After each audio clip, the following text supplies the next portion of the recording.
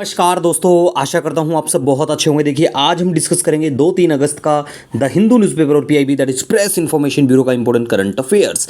तो लीजिएगा स्टार्ट करते हैं। सबसे पहले बात करेंगे, देखिए उन्मेषा और उत्कर्ष, ये जो फेस्टिवल हैं भोपाल में बिल्कुल इनका इनोग्रेशन होता है। तो देखिए उन्मेषा के बारे में बात करें, ये इंटरनेशनल लिटरेचर फेस्टिवल है, और उत्कर्ष के बारे में बात करें, ये festival of folk and tribal arts का है। दोनों को याद रख सकते हैं भाई, कैसा कैसा टाइप का है, पीआईबी में न्यूज़ में था। ठीक है, दूसरा हम बात करेंगे यहाँ पे, देखिए हमारी जो सरकार है वो इंट्रोड्यूस करने वाली है एक नई category Ayush visa for foreign national seeking treatment under Indian system of medicine के तहत। भाई कोई अपना ट्रीटमेंट अपने यहाँ करवाना चाहेगा तो आयुष वीजा उनके लिए, ठीक है, तो नया कैटेगरी का वीजा इनके लिए है। दूसरा हम यहाँ बात करेंगे, देखिए घाटमपुर थर्मल पावर प्लांट के बारे में। देखिए घाटमपुर जो है कानपुर के पास में उत्तर प्रदेश के, यहाँ पे बिल्कुल इस पावर प्लांट को सेटअप किया जाएगा ईयर एंड इसी साल के। ठीक है, किसके द्वारा? NLCIL। ये क्या होता है भाई? ये है new valley lignite corporation India limited और उत्तर प्रदेश की सरकार के द्वारा मिलके। ठीक है, और एक दूसरा भी है टालबेरिया, ठीक है, इनके द्वारा ही किया जाएगा, वो भी इसके द्वारा ही। ठीक है, तो वो देख सकते हैं, वो पहले बात हो चुकी है उसके बारे में।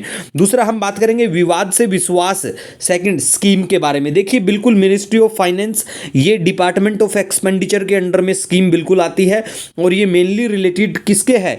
कॉन्ट्रेक्चुअल डिस्प्यूट्स जो हैं उनसे संबंधित बिल्कुल ये स्कीम है। उसके बाद में गाइज हम बात करेंगे, देखिए स्वामित्व स्कीम के बारे में। नई स्कीम नहीं है, वही पुरानी स्कीम है। अप्रैल 2021 24 अप्रैल को इसको लेके आया गया था पंचायती राज दिवस के दिन। ठीक है, तो स्वामित्व स्कीम के बारे में बात करें, बिल्कुल मिनिस्ट्री ऑफ पंचायती राज की है, सेंट्रल सेक्टर स्कीम है। ठीक है, और इसका मेनली ऑब्जेक्टिव है record of rights to village household, और इश्यू करना उनको उनके जो प्रॉपर्टी के कार्ड्स हैं, ओनरशिप कार्ड्स हैं वो। ठीक है, उसके बाद में बात करते हैं सौभाग्य के बारे में।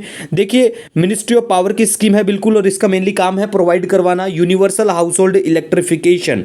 ठीक है, नेक्स्ट हम यहाँ पे बात करेंगे इंडिया की per capita net national income at constant price 2022-23 की बात करें 98,374 हो चुकी है। कंपैरिजन करके एक कट आउट आपको मिल जाएगा हमारे टेलीग्राम चैनल पे पिछले वर्षों से भी। ठीक है, अगर आप लगातार बात करेंगे ना इस per capita net national income constant price के बारे में, अगर लगातार बात करेंगे 2014 से कि भाई लगातार बढ़ रहा है या घट रहा है, तो ऐसे बात करेंगे तो ना तो लगातार इंक्रीज हुआ ना लगातार डिक्रीज हुआ, फ्लक्चुएशन देखने को मिलेगा। तो याद रखने की कोई जरूरत नहीं है। ठीक है, वो चीजें पेपर में पूछी जाती हैं ऐसी वाली जो लगातार इंक्रीज हो या डिक्रीज हो, ऐसा ट्रेंड। ठीक है, नेक्स्ट हम बात करेंगे मासी पोर्टल के बारे में। देखिए ये जो पोर्टल है मेनली मॉनिटरिंग करने के लिए है चाइल्ड केयर होम्स को। ठीक है, और ये किसके द्वारा है? NCPCR के द्वारा, national commission protection of child right के। ठीक है गाइज, नेक्स्ट हम बात करेंगे यहाँ पे, देखिए प्रधानमंत्री हमारे जो हैं वो बने हैं 41वें recipient of Lokmanya Tilak award. ठीक है,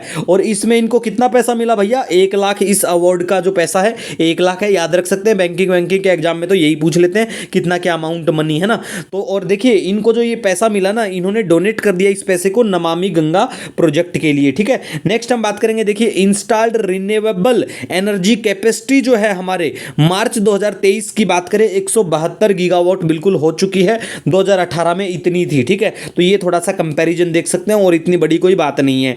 दूसरा देखिए अब हमारा एक और टारगेट भी है, 4000 मेगावाट का हम एक प्लांट लेके आएंगे। कहां पे? तमिलनाडु में। ठीक है, रिन्यूएबल एनर्जी का ही। ठीक है, और इंडिया का first battery storage solar power based Suryagram Modhera Gujarat. ठीक है, इसके बारे में पहले लास्ट टाइम भी हमने काफी चर्चा में जब ये था तो बात करी थी। ठीक है, नेक्स्ट हम बात करेंगे लोकायुक्त चर्चा में है गाइज आज। तो देखिए लोकायुक्त के बारे में बात करें, एंटी करप्शन अथॉरिटी है, बॉडी है बिल्कुल, और एडमिनिस्ट्रेटिव रिफॉर्म्स कमीशन 1966-70 का जो है उसमें भी रिकमेंड किया गया था कि भाई लोकपाल मतलब लोकायुक्ता लोकपाल इनको क्रिएट करा जाए। ठीक है, और महाराष्ट्र बनता है पहला स्टेट लोकायुक्ता को लेके आने का। ठीक है, 1971 में ये लेके आते हैं।